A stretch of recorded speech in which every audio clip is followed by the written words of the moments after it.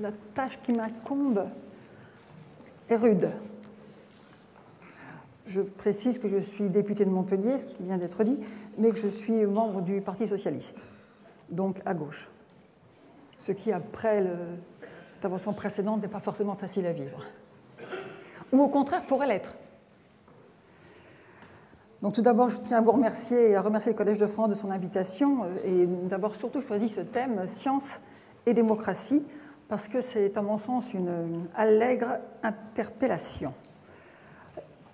En effet, peut-on avoir tendance à penser, nous, scientifiques, et je m'inscris ici comme scientifique, peut-on avoir tendance à penser, à vouloir penser l'articulation entre ces deux mots comme l'évidence d'avenir intimement mêlés entre science et politique?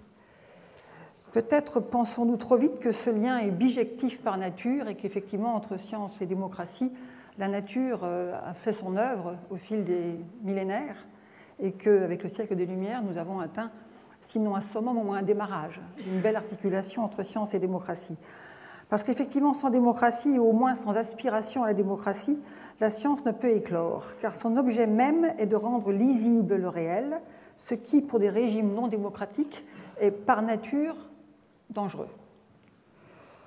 Sans science, et donc sans liberté de connaître et de dire, il ne peut y avoir de démocratie pérenne, car la science, par nature, s'échange et se transmet, et donc cultive et libère. Science, échange, transmission, culture, liberté, libération. Sans science, sans éducation, sans transmission, sans culture, la politique devient totalitaire, car c'est le plus fort de l'instant qui gagne. La science pose aussi la question du temps. Ça a été dit tout à l'heure.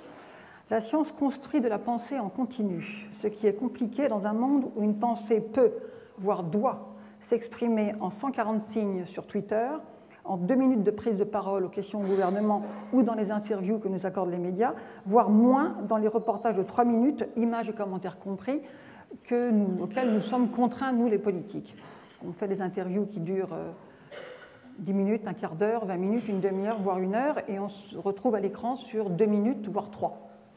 Et encore avec des morceaux de phrases. Ça m'est arrivé en campagne électorale, où j'ai retrouvé dans la presse une phrase constituée de 3 morceaux de phrases différentes, provenues de phrases différentes.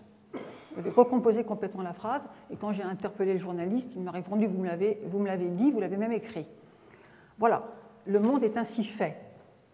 Et c'est fort dommage, et on ne règle pas, on ne construit pas une politique, on ne construit pas une société dans les prétoires. Je voulais quand même le souligner. Donc c'est aussi une des contraintes du politique, d'avoir à gérer cette temporalité incroyable de l'instant dans lequel nous vivons aujourd'hui. Nous sommes dans un monde dont la mémoire immédiate est telle qu'il interdit la controverse par la confrontation des arguments, ce qui pourtant est de tout temps et jusqu'ici avait permis la construction de la pensée.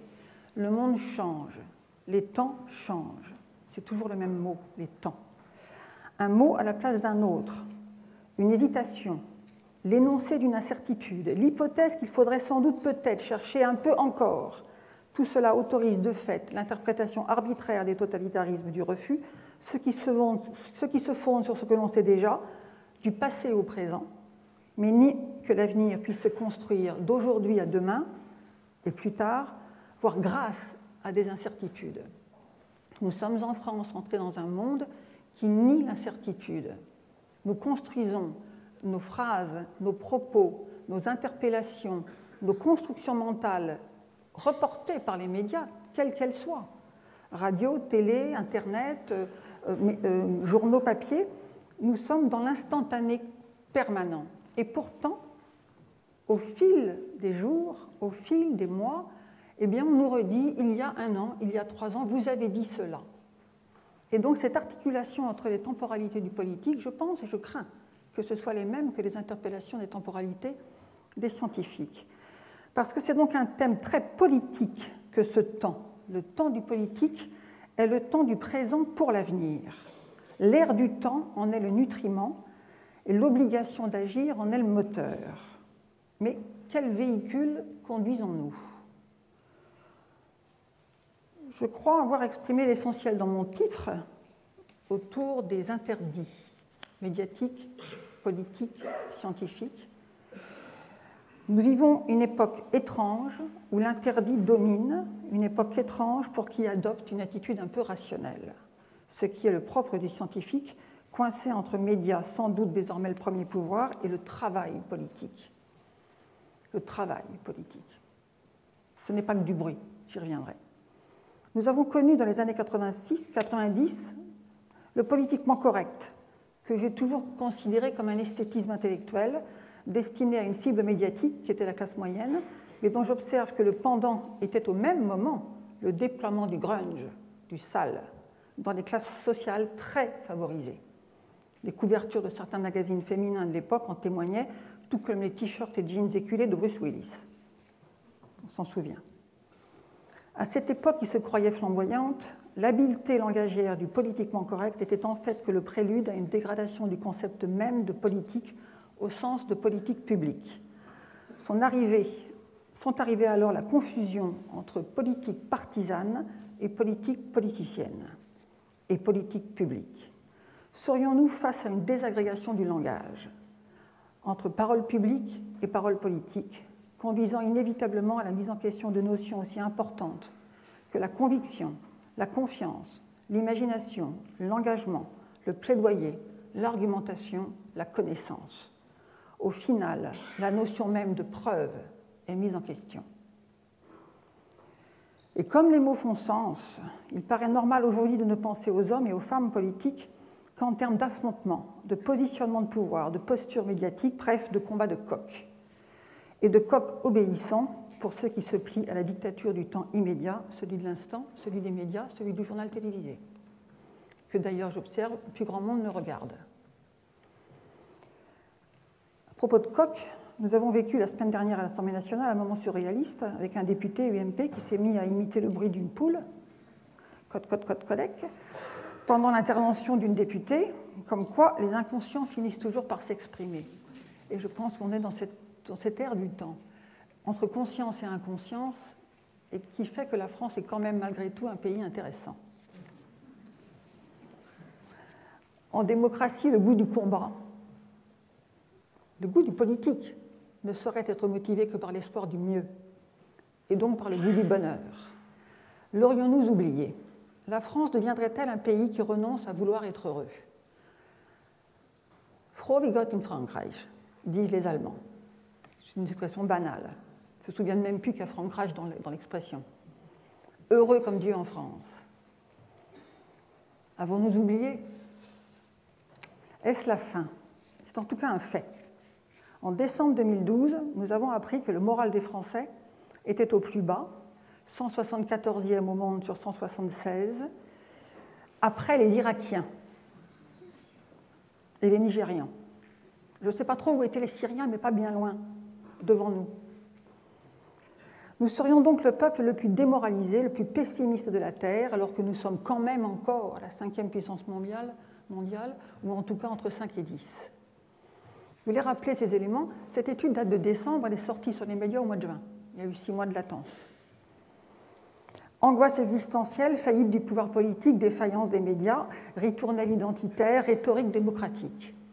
Ce sont des sujets compliqués et difficiles. Et étant là ce matin, en ayant accepté l'invitation du Collège de France, et j'en suis très honorée, je tiens à le dire, et je les en remercie, je savais que c'était difficile et que ce serait compliqué, et que je m'exposais, y compris, je n'avais pas vos chiffres, monsieur, sur l'immense scepticisme de la gauche et du formidable engouement pour les gaz de schiste de la droite, dont je rappelle quand même que c'est eux qui ont inventé la loi de 2011, qui vient d'être confirmée par le Conseil d'État, qui est également présidé par un monsieur ancien de l'UMP, monsieur Debré.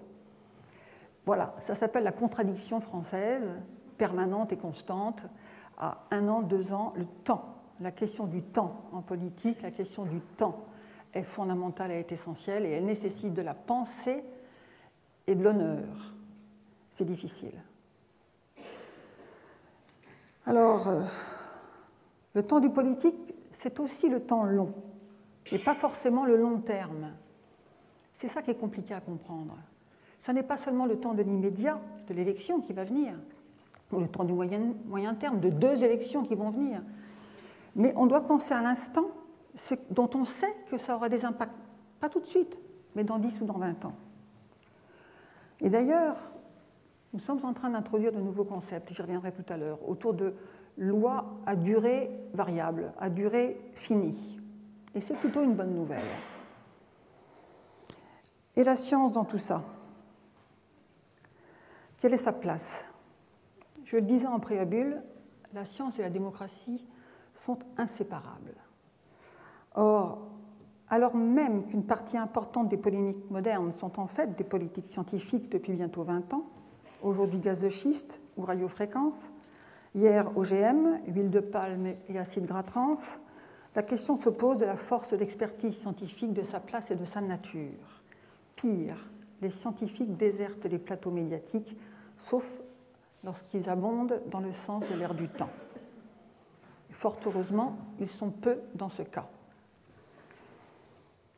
Parce que la science est quelque chose qui est contrainte par elle-même, son évaluation interne, la rhétorique, la discussion, l'affrontement, et donc le doute. Et ceux qui affirment surtout des contre-vérités, ou surtout quand c'est dans l'air du temps, c'est qu'il y a un souci. Mais c'est une vraie question. Et c'est une question qui est sémantique, mais aussi ontologique. Sur les radiofréquences, l'agence qui vient de prononcer un arrêt récemment, une information, vient de conclure assez sagement, ouf, et avec un raisonnement finalement assez sympathique, il n'y a pas de fait avéré. Donc, comme il n'y a pas de fait avéré, est-ce qu'on peut s'autoriser à interdire par précaution?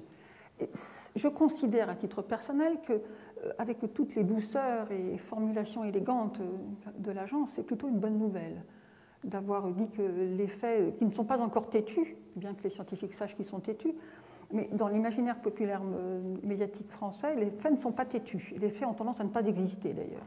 Ou en tout cas à exister quand ce sont des exemples terribles et qui abondent dans le sens de la thèse, et je n'ose dire de la théorie développée. Alors il est vrai que les vrais scientifiques sont affublés souvent d'un tic de langage étrange, qui consiste toujours à répondre par un « oui pour l'instant ». En l'état actuel des connaissances, c'est la même chose.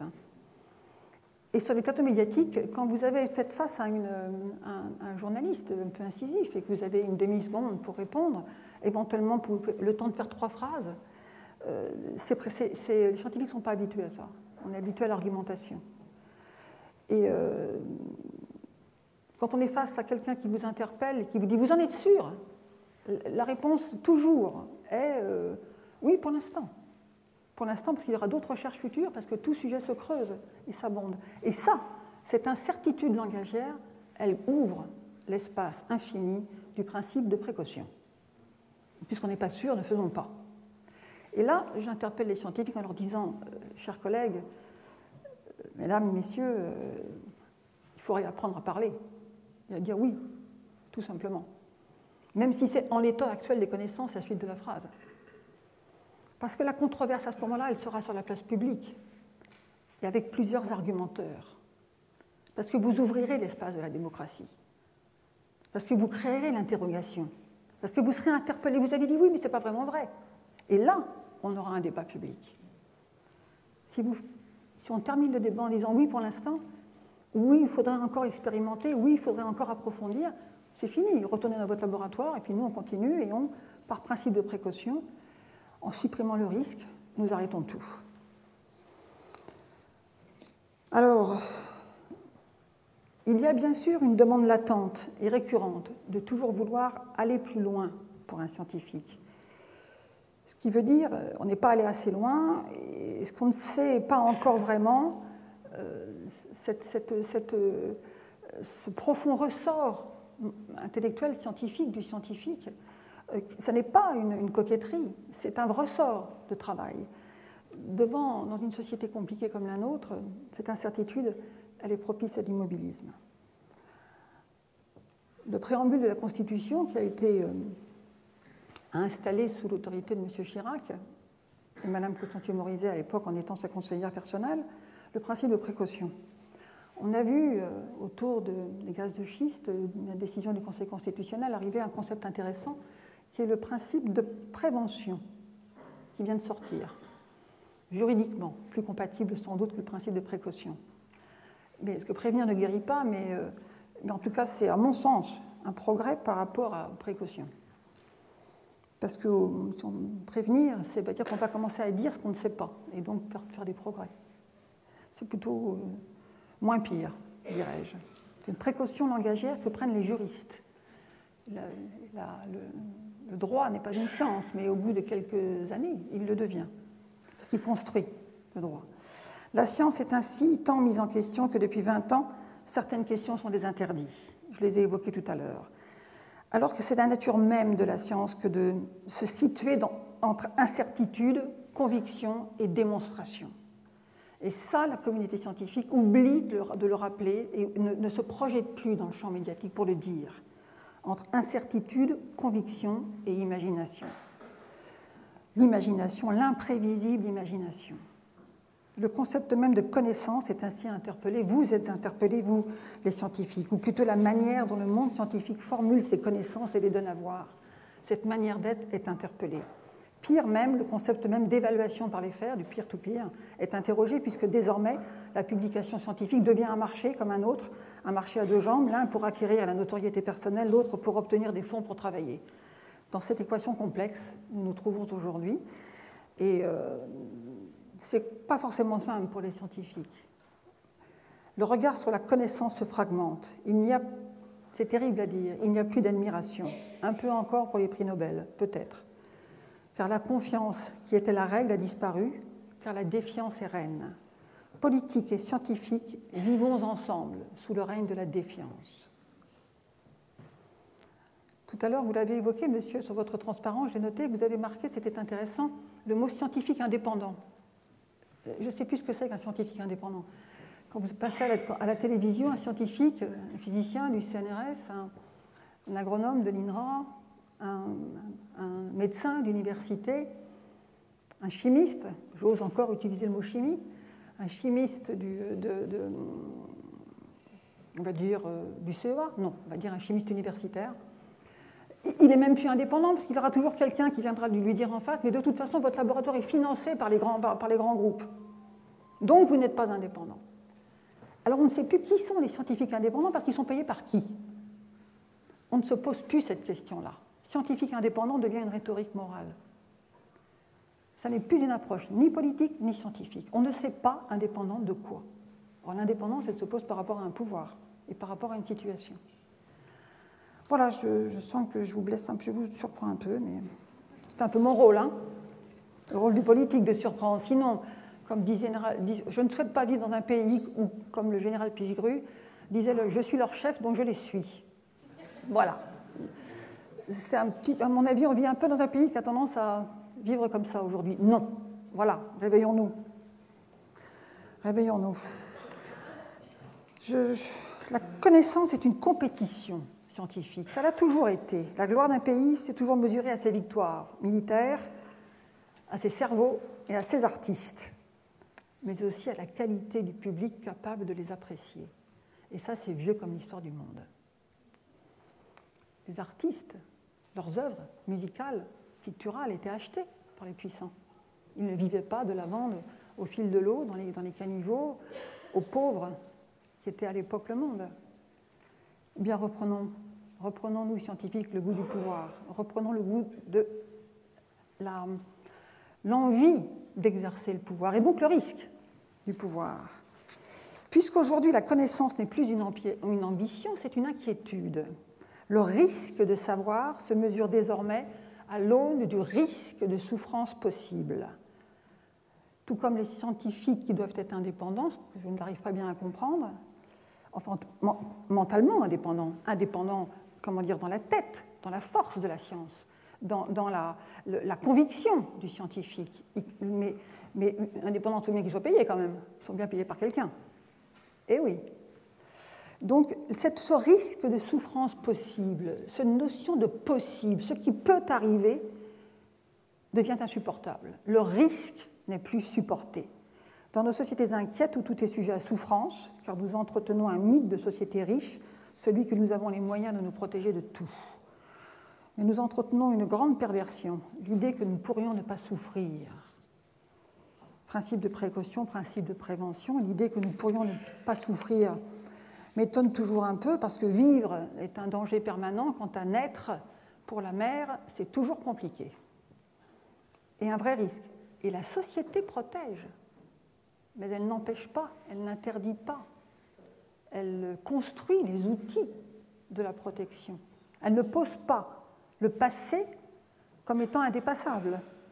La démocratie, formidable creuset de savoir, d'éducation, d'échange, la démocratie génère son propre cercueil. L'avenir n'existe que s'il est déjà écrit.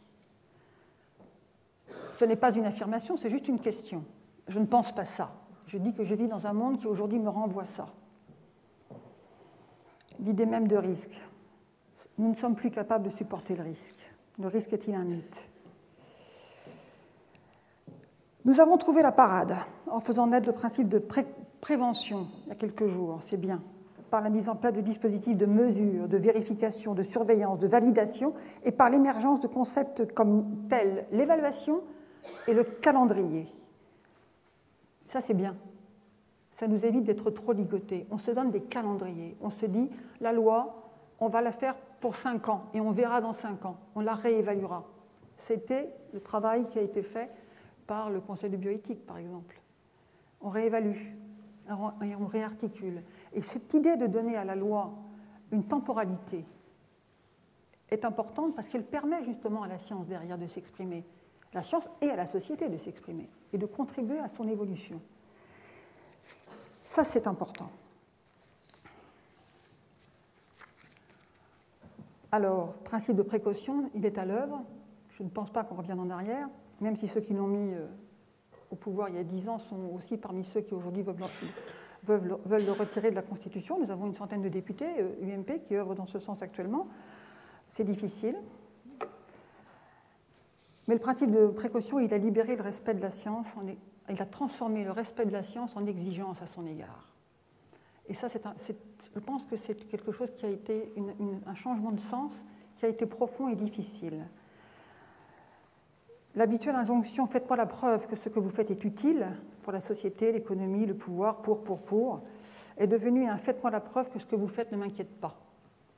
L'interdit de recherche sur les OGM, concrétisé par son absence totale dans le 6e PCRDT au niveau européen et une vague allusion quasi cryptée dans le 7e, a signé la mort de l'industrie semencière française, pourtant une des plus élégantes du monde, sauf à ce qu'ils aillent expérimenter ailleurs dans le monde, ce qu'ils font, tant mieux, et ce qui maintient les emplois en France.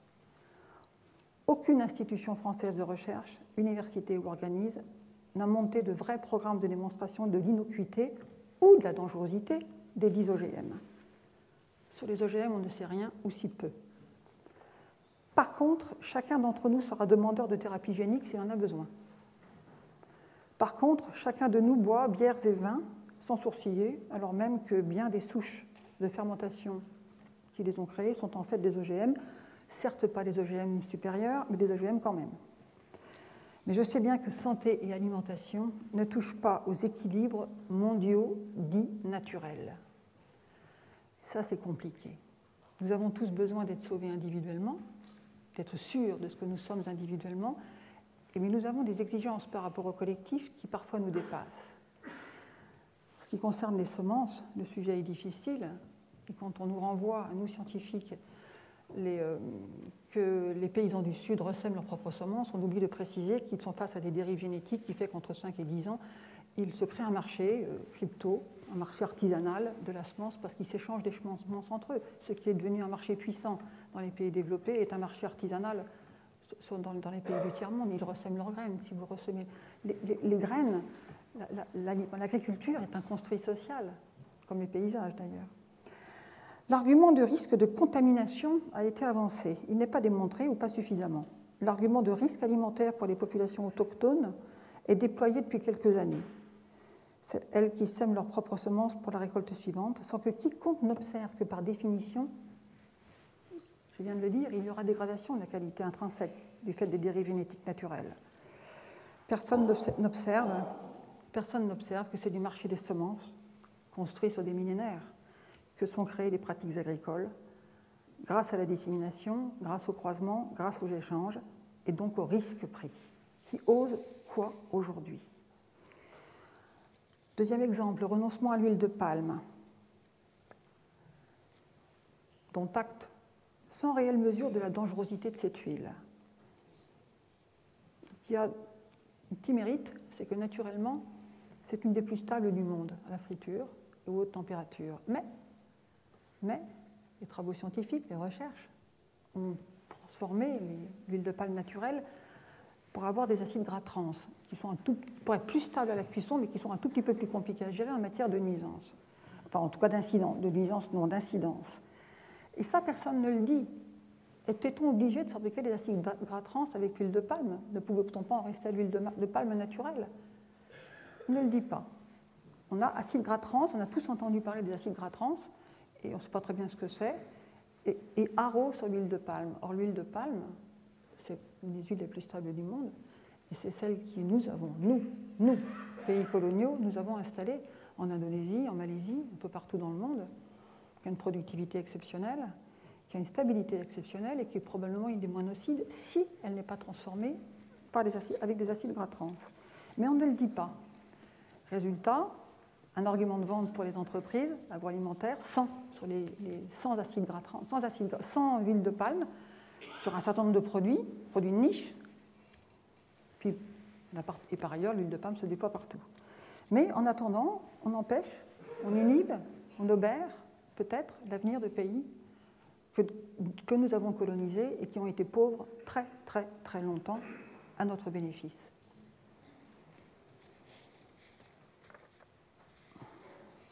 Quant au gaz de schiste, beaucoup a été dit ce matin. Je ne saurais dire mieux que monsieur tout à l'heure. L'intervention du Conseil constitutionnel dit que la fracturation hydraulique constitue un danger potentiel. Il ne dit pas vraiment ça, mais c'est ça que ça veut dire. Mais il n'interdit pas la géothermie parce qu'il n'y a pas de produits injectés. Le Conseil constitutionnel décide, dont acte. Vous avez remarqué que depuis quelques jours, d'autres ont rebondi pour dire « bon, alors, cherchons ». Voilà, allons chercher, essayons d'aller voir. Ça ne sera pas simple. Ça ne sera pas simple, parce que je partage ce que vous avez dit, si on ne sait pas de combien nous avons à peu près de réserves, eh bien, on n'est pas en situation de négocier le prix du gaz, ni avec la Russie, ni avec l'Algérie. Et on ne peut pas non plus faire l'hypothèse que l'Algérie continuera indéfiniment à nous le vendre pas trop cher, parce qu'ils ont aussi un pays à développer.